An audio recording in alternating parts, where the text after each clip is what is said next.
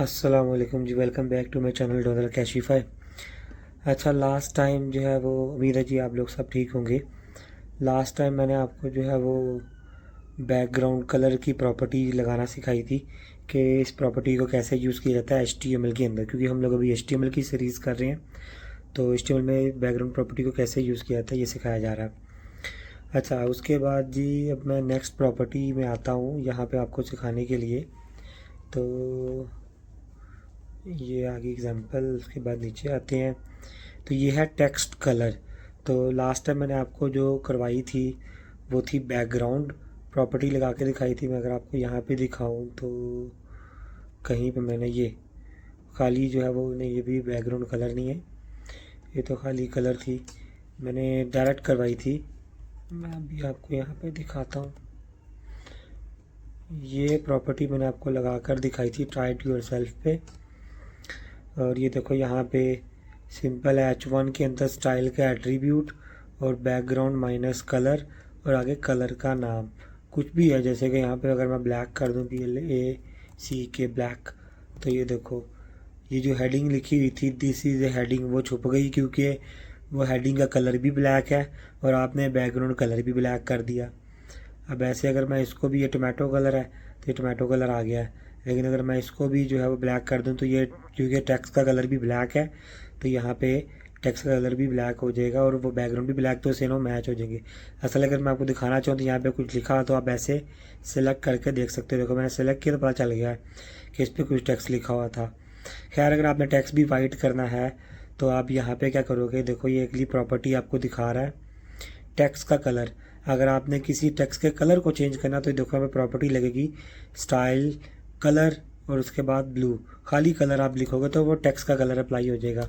अब जैसे कि मैं आपको यहाँ पे लगा के दिखाता हूँ, यहाँ पे सिंपल, यहाँ पे प्रॉपर्टी के अंदर या आप यहाँ पे लिख दो ऐसे WHITE वाइट और ये लो। अब इसको रन करते हैं तो देखो यहाँ पे टेक्स्ट कलर वाइट हो गया। आप कोई भी कलर चाहो, जैसे कि मैं यहाँ पे इसे कर देता हूँ जी पिंक, पिंक कर दिया ऐसे। या आप चाहो तो कोई भी कलर का नेम ला सकते हो, जैसे कि कलर कोड ला सकते हो।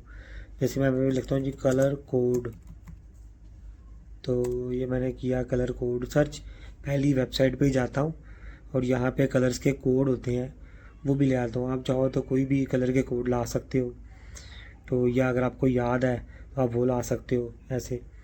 तो ये देखो यहाँ पे मेरे पास एक कलर पिकर आ गया है, यहाँ से आप कलर के शेड चूज़ करोगे जो आपको चाहिए इस वक्त पे। जैसे कि देखो बहुत सारे शेड आ रहे हैं और ये इसका डार्क और लाइट वेरिएंट है।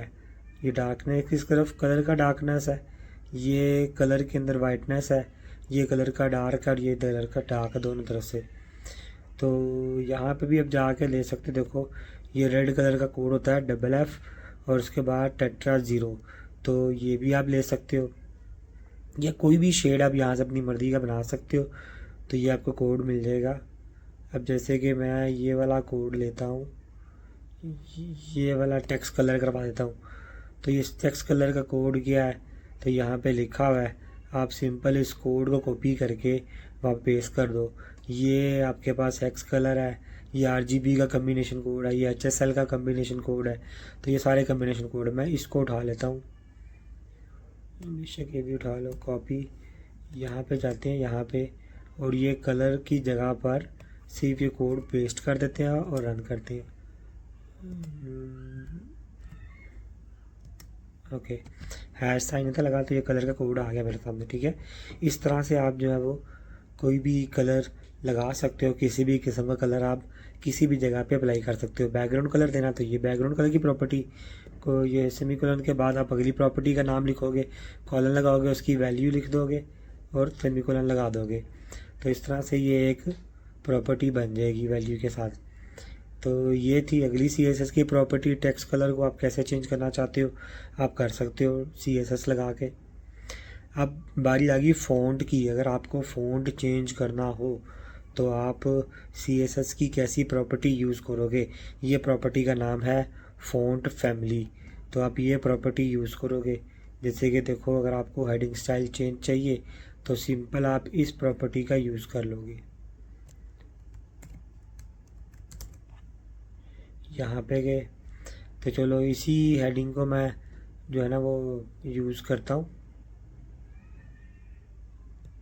अब मैं इसमें से ये हटा देता हूँ और ये स्टाइल के अंदर मैंने प्रॉपर्टी लगा दी फ़ॉन्ट फैमिली और वर्डाना। तो अब ये देखो, ये वाली राइटिंग स्टाइल और ये वाली राइटिंग स्टाइल में फ़र्क है। अगर मैं बिलफर्ज को गलत कर देता हूँ, आपको फिर दिखाता हूँ। ये देखो, ये नॉर्मल राइटिंग स्टाइल है जो HTML ने हमें बेसिक दिया। लेकिन अगर मैं इसको ऐसे सही स्पेलिंग कर दूँ तो देखो अब ये राइटिंग स्टाइल चेंज है।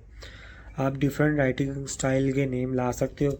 अब जैसे कि ये इन्होंने दिया हुआ है एक यहाँ पे कर्सल, तो ये कॉरियर, तो ये कॉरियर भी एक राइटिंग स्टाइल होता है।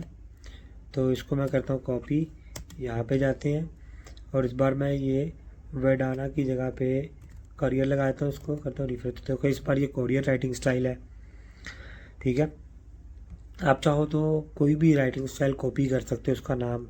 जैसे मैं वर्ड में आता हूँ, अब मैं कंप्यूटर में वर्ड में जाता हूँ। वर्ड में ये मैंने वर्ड ओपन कर लिया और यहाँ से मैं राइटिंग स्टाइल कोई भी नेम चूज़ कर सकता हूँ। जैसे कि ये देखो, यहाँ पे आता हूँ, ये वाली राइटिंग स्टाइल मुझे चाहिए बिलफर्ज। मैं यहाँ पे कुछ भी लिखता हूँ,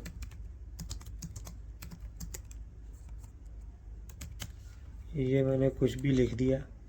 और अगर आप देखो यहाँ पे किस राइटिंग स्टाइल में आ रहा है, तो अगर मुझे यही वाला राइटिंग स्टाइल चाहिए तो सिंपल मैं इसका नेम कॉपी कर लूँगा। ये मैंने कॉपी किया, ब्राउज़र में जाऊँगा, यहाँ पे ये नेम पेस्ट कर दूँगा इस जगह पे।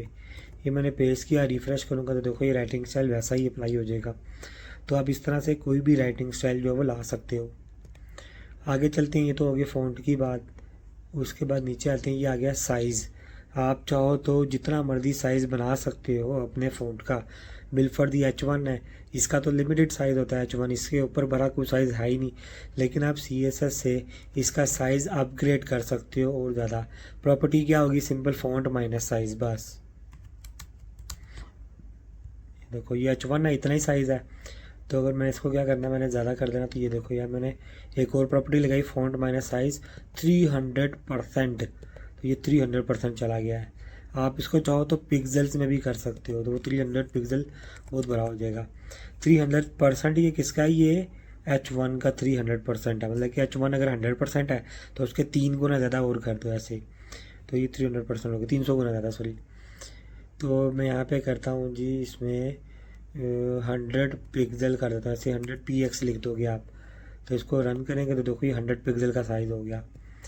ऐसे ही आप जो है वो 50 पिक्सल भी लिख सकते हो ऐसे। तो ये मैंने 50 पिक्सल का साइज़ बना दिया। जितना आप साइज़ करोगे उतना ये बढ़ता जाएगा। तो देखो ऐसे आपकी मर्ज़ी, आप जैसे मर्ज़ी फ़ॉन्ट साइज़ लगा सकते हो। उसके बाद नीचे आते हैं, तो ये टेक्स्ट की अलाइनमेंट है। आपको टेक्स्ट कैसा चाहिए, CSS में उसकी भी प्रॉपर्टी है, टेक्स्ट माइनस अलाइन है। तो हम लोग यहाँ पे करते हैं ये कॉपी, ये प्रॉपर्टी कॉपी कर लेते हैं। यहाँ पे चलते हैं, आपको कोई भी टेक्स्ट, जैसे कि ये हेडिंग है, इसको मुझे सेंटर में लाना है। तो मैं यहाँ पे प्रॉपर्टी लगाता हूँ, ये वाली, क्या नाम है इसका, यहाँ से टेक्स्ट, क्योंकि ये जगह थोड़ी कम पड़ रही है। ये देखो, टेक्स्ट माइनस अलाइन और कॉलन सेंटर। तो ये क्या करेगा, टेक्स्ट को सेंटर में ले आया। देखो इन दोनों के सेंटर में आ गया। और अब आप चाहो तो इसको राइट लिख दो, RIGHT, राइट, सॉरी।